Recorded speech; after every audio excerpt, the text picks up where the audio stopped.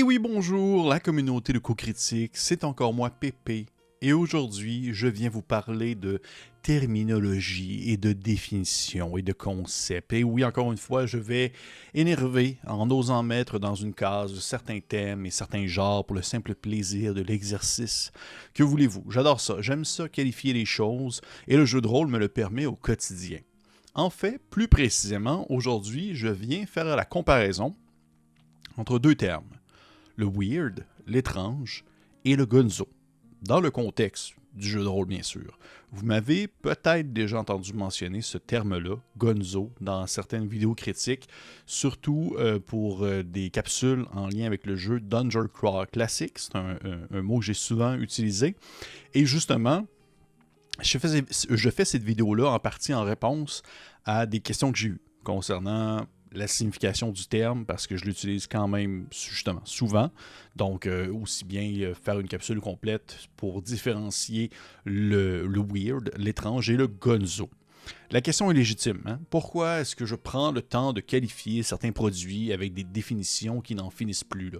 Pourquoi est-ce que je mentionne « Ah oui, ce jeu est un jeu Urban Fantasy OSR » ou tel autre jeu, c'est de l'acid Fantasy Western.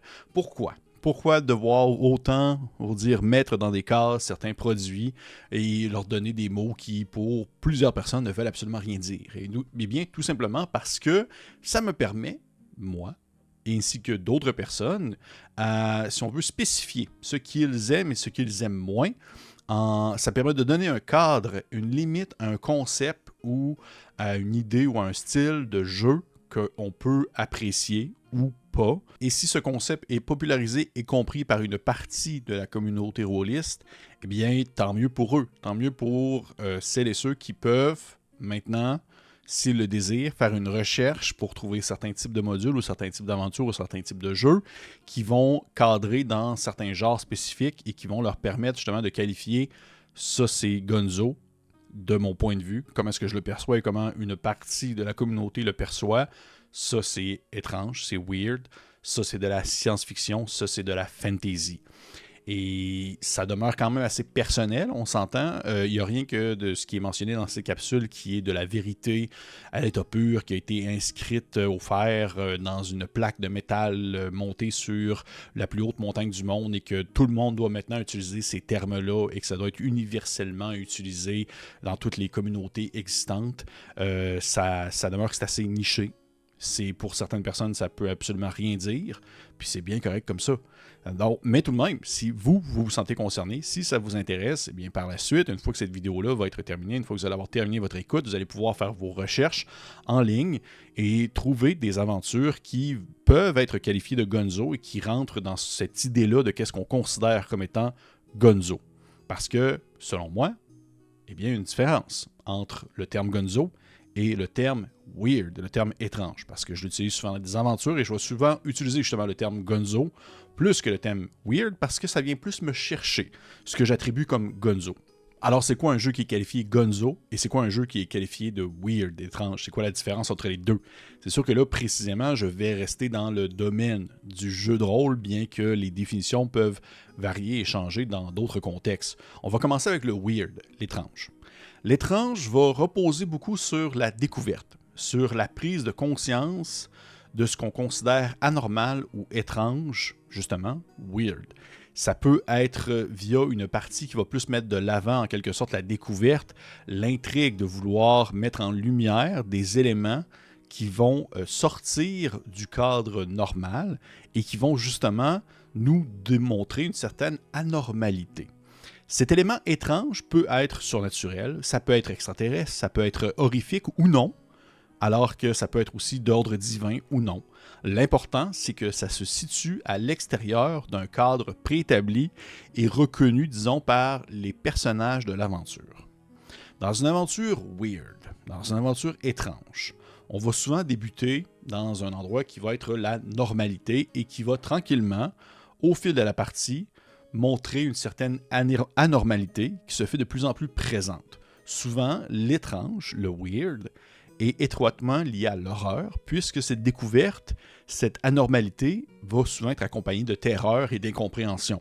Mais ça n'a pas besoin d'être nécessairement le cas, selon moi. Les jeux de rôle sur lesquels on va pouvoir attribuer, si on veut, le terme weird ou étrange sont assez répandus. Il y en a plusieurs, et ils vont souvent être associés aussi à d'autres sous-genres, parce que l'objectif, c'est tout simplement d'incorporer une anormalité dans une normalité, et que les joueurs et les joueuses, via leurs personnages, vont tenter de résoudre cette situation-là. Fait que ça peut se porter à plein de choses. À partir du moment qu'on tombe dans un jeu qui va toucher un peu, par exemple, à la urban fantasy, ou qui va vouloir être un peu dans l'horreur historique, ou d'autres choses comme ça, on peut attribuer le terme étrange dans ce contexte-là, parce que l'anormalité n'est pas non plus le quotidien. Ce qui est bizarre, ce qui est weird, va en quelque sorte arriver. On peut le résoudre et revenir à cette normalité-là. Mais concernant le gonzo, justement, c'est une autre paire de manches. Le terme gonzo, à la base, a été popularisé pour la première fois par le journalisme Hunter S. Thompson. We can't stop here. This is bad country. Il tend à impliquer, dans le fond, une forme de journalisme, en quelque sorte, raconté d'un point de vue subjectif qui met beaucoup l'accent sur des choses avec une certaine intensité exagérée ou un surréalisme bizarre. La définition de gonzo est devenue un peu plus large avec le temps pour inclure différentes œuvres assez particulières qui ont été écrites de manière énergique. Et dans le monde du jeu de rôle, eh bien, le terme gonzo est très popularisé justement chez DCC, Dungeon Crawl Classic. Ce sont souvent des modules qui vont avoir le terme gonzo qui vont être très orientés sur la proaction, pour le plaisir tant au niveau du personnage que du monde, plutôt que d'essayer d'évoquer un sentiment de réalisme. Le réalisme, ou disons la cohésion, va être délaissé au profit d'images fortes et une fluidité dans le déroulement de la partie. C'est pourquoi une aventure gonzo va souvent jouer sur le cliché, parce que c'est facile à comprendre, c'est facile à analyser un cliché, et c'est facile aussi à mettre dans un cadre précis. La grande différence en fait entre les deux approches, entre l'étrange, le weird et le gonzo, c'est la manière d'aborder le normal et l'anormal. Dans un jeu de type gonzo, les personnages joueurs sont en quelque sorte les représentants de cette normalité-là. Ils sont des aventuriers, tout ce qui est plus classique, et ils vont souvent être envoyés, projetés dans un univers, dans une aventure qui va être anormale, dans un monde qui va être anormal, qui va les dépasser. Sauf que là où la nuance se fait, c'est que éventuellement, ils vont évoluer dans ce contexte-là, et ils ne vont pas nécessairement se poser des questions pour résoudre ce qui est anormal. Ils vont plutôt se conformer. Ils vont plutôt s'assimiler à cette anormalité-là, et ainsi, de petit en petit, ils vont monter de niveau, comme dans DCC par exemple, ils vont gagner en puissance, et ils vont devenir des agents de cette anormalité-là. Pour eux, éventuellement, ce qui était bizarre va être normal. Et ce que je peux mentionner, par exemple, un exemple, c'est DCC, Purple Planet, qui est un setting pour DCC, une grosse campagne, une aventure, on fait plusieurs aventures, où les joueurs et les joueuses sont projetés, les personnages sont projetés sur une planète qui est très inspirée par John Carter sur Mars. Et les personnages, au début, bien, ce sont des aventuriers qui sont complètement dépassés par ce qui se passe. Là. Ils ont des épées, puis des arcs, puis des flèches. Mais au fil du temps, à mesure s'ils survivent, bien sûr, eh bien, ils vont pouvoir apprendre à utiliser à leur avantage tout ce qui est possible dans ce monde anormal-là. Les armes futuristes, la faune et la flore, les espèces extraterrestres avec lesquelles ils vont pouvoir échanger. Et ils vont, en quelque sorte, s'assimiler dans ce monde-là et devenir peut-être des héros de cette Purple Planet-là, de la planète pourpre. Et ça, pour moi, c'est très gonzo. Ça, c'est définitivement gonzo. De l'autre côté, si on va vraiment dans le weird, l'étrange, les personnages ont tendance à commencer dans un monde normal. Ça peut se dérouler dans un monde historique, ça peut être fantastique, ça peut être, disons, même urban fantasy en quelque sorte, mais ce qui les entoure est pour eux la normalité. Et il y a un élément normal qui va arriver, qui va être le point de départ d'une aventure, mais cette chose anormale-là ne va pas devenir le quotidien, ne va pas être le pain quotidien des personnages, ne va pas être cette nouvelle réalité-là qui va les englober. L'objectif, souvent, c'est que l'anormal va finir par disparaître ou être assimilé dans cette normalité-là que les joueurs et les joueuses connaissent déjà. Donc, pour faire un récapitulatif, dans le gonzo, les personnages sont les objets de la normalité et les personnages sont introduits dans le cadre anormal. Et souvent, leurs objectifs ont tendance à normaliser le cadre dans lequel ils se retrouvent en prenant conscience d'où est-ce qu'ils sont, en accumulant des connaissances, en montant de niveau et en finissant par devenir des représentants de cette anormalité-là. Mais il faut faire attention parce que le gonzo, ce n'est pas inventer n'importe quoi. C'est plutôt une forme d'exagération. Le banal est poussé dans un extrême.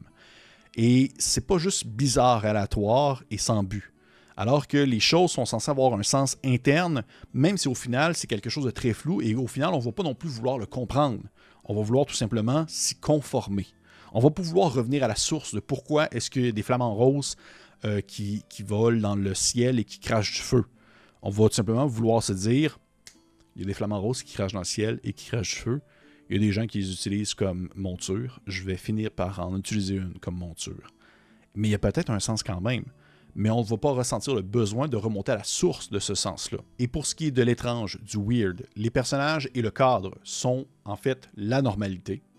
Et c'est l'anormalité qui s'introduit dans l'aventure, qui s'introduit en fait dans l'univers. Sinon, si mettons dans un contexte d'une partie étrange, si on retire l'élément anormal, l'intrusion de cette anormalité-là, eh bien, il n'y aurait tout simplement pas de partie, parce que le reste demeure le quotidien, demeure normal. Mais il pourrait y avoir une partie quand même. Ça peut être une partie qui n'introduit aucun élément qui va dévier de ce qui est normal, mais de vouloir incorporer de l'étrange, c'est parce que justement, cet étrange-là vient en quelque sorte déranger le quotidien, la normalité des personnages et des joueurs et des joueuses. J'espère que vous avez quand même un peu compris ce que je voulais dire par là. Ça a été bien complexe, je vous avouerai, de vouloir synthétiser le tout. C'est pas non plus quelque chose qui est très clair. C'est pas non plus quelque chose qui est non plus très linéaire. C'est pas quelque chose qui va être pareil pour tout le monde. J'ai fait beaucoup de lectures sur le sujet, en fait, pour pouvoir vous présenter cette vision des choses-là.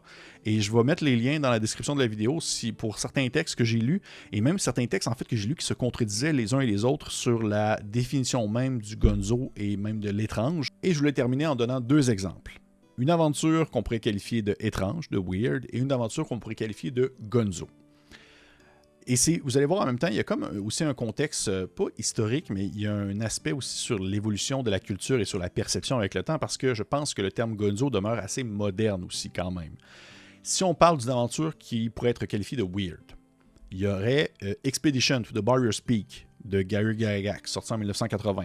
Et c'est, selon moi, et aussi de ce que je vois sur Internet, et j'en ai lu, comme je l'ai mentionné, j'ai essayé de voir un peu les limites l'un de l'autre et parfois même à quel endroit ça peut se recouper. Mais cette aventure-là, eh bien, il y a un vaisseau spatial qui s'écrase dans une chaîne de montagnes. Et plusieurs années plus tard, eh bien, il y a des monstres qui sortent du vaisseau spatial et ça fout le bordel dans les environs. C'est l'étrangeté qui vient dans un cadre normal. Et cette étrangeté-là, l'anormalité, eh bien, on peut la régler. Mais il y a tout de même un aspect cohérent en soi. Si on visite le vaisseau spatial dans le Barrier's Peak, vraiment dans la chaîne de montagnes, il y a tout de même un besoin de cohérence sur son fonctionnement pour que ça demeure compréhensible, mais on ne va pas non plus avoir dans l'idée de se l'approprier. Le but, c'est de vraiment, en quelque sorte, mettre un terme à cette anormalité-là.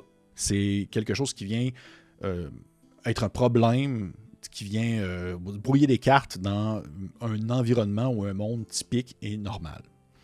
Pour ce qui est des aventures que je dirais gonzo, eh bien, je l'ai ici dans les mains, je suis content parce que j'en avais déjà parlé dans une vidéo, mais je voulais au moins leur montrer une autre fois. C'est À la conquête de l'astre nocturne, qui est pour DCC, l'aventure en français, qui est sortie pour DCC, écrit par Éric Nieudien et Mika.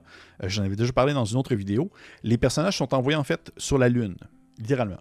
Et bien qu'au début, il y a un début qui est un peu normal, ils sont projetés sur la Lune.